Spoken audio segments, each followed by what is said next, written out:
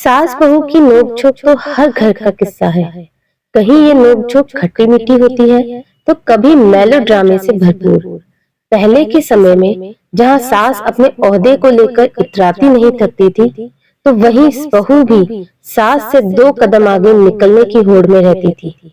यही वजह भी झगड़े का कारण बनती थी। कोई भी नहीं सोच सकता कि सास बहू के रिश्ते में लड़ाई ना हो, क्योंकि बहू के नजरिए में सास की और सास के नजरिए में बहू की इमेज कभी भी नहीं बदल सकती। लेकिन अब जमाना नया हो चला है। नए जमाने में सास बहू दोनों के ही बीच की बॉन्डिंग लाजवाब होने लगी है। सास बहू के बीच की बॉन्डिंग नए आयाम गढ़ने लगी है। तो आज मैं आपके सामने वो 7 बातें रखने वाली हूँ, जिनको अगर आप फॉलो कर लेते हैं तो आपके और आपकी सास के बीच के रिश्ते भी बहुत ही अच्छे और बहुत ही अंडरस्टैंडिंग हो जाएंगे। तो चलिए देखते हैं कौन से हैं वो 7 पॉइंट। कहते हैं ज्यादा उम्मीदें रखने से दिल बिकता है। खुद को खुश रखने का सबसे बढ़िया तरीका यही है कि आप ना अपनी सास और ना अपनी बहू से ज्यादा उम्मीदें रखें। सास बहू के रिश्ते में ये बात सबसे ज्यादा अहम होती है। इससे मनमुटाव भी बढ़ता है। आप घर के कामों को आपस में बांटकर मिलजुल कर करें। ऐसा करने से परेशानी भी नहीं होगी और आपके रिश्ते में मिठास भी बढ़ेगी। तो यही आजकल की नई परिभाषा है। कोई किसी से उम्मीद ही नहीं करता। रिश्ता कोई भी हो, एक दूसरे का सम्मान उस रिश्ते में सबसे अहम होता है। आपकी सास आपसे ना सिर्फ उम्र में बड़ी होती है, बल्कि अनुभव में भी बड़ी है। अगर आपके रिश्ते में सम्मान नहीं है, तो रिश्तों में मिठास कभी नहीं आएगी। अगर आप उनके प्रति सम्मान की भावना रखेंगी, तो आपके मन में उनके लिए कभी भी गलत ख्याल नहीं आएगा और ना ही आपके मुंह से कुछ भी गलत निकलेगा। कहते हैं सास बहू का रिश्ता काफी सेंसिटिव होता है।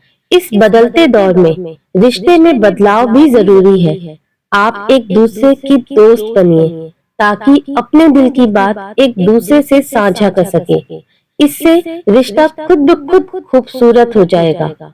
ऐसा करने से आपको किसी भी परेशानी का सामना अकेले नहीं करना पड़ेगा। कहते हैं आधी अधूरी बात हमेशा लड़ाई झगड़े का कारण बनती है।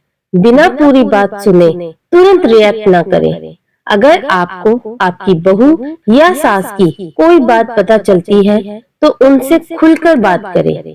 किसी भी तरह की गलतफहमी को अपने रिश्ते में बिल्कुल भी जगह ना दें। काफी बहुएं होती हैं जो अपनी सास को मां नहीं मान पाती, लेकिन अब समय बदल रहा है। आप भी खुद को इस समय के साथ ढालें और अपनी सास को मां का दर्जा दीजिए।